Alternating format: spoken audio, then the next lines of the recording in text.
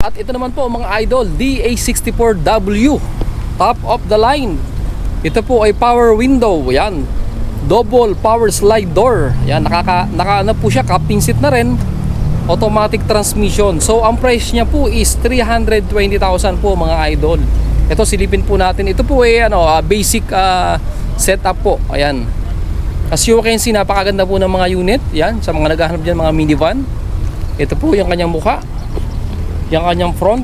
And ito po yung kanyang side mirror. Meron na rin po siyang side repeater light signal. Ayan, alright. So naka-stock mags na rin siya mga idol.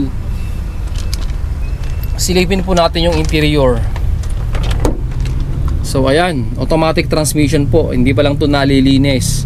Pero once na i-pull out po ito, malinis na malinis po ito mapupunta sa inyo. So ito po yung mga sample units namin mga idol. Ito po ay automatic, wala lang pong battery.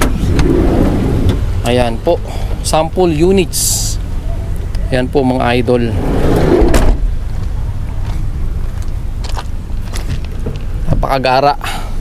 Every wagon. Sa mga naghahanap po dyan ng mga minivan, ito po, swak na swak po ito sa inyo mga idol. Located po ito sa may barangay Salawag, sa Dasmariñas, Cavite. Katabing-katabi po ng 7-Eleven. Malapit po sa sa District Mall Ayala ng Salawag. Yan mga idol. Ito po yung mga sample units po namin. Napakadami po namin sample units dito sa aming stockyard.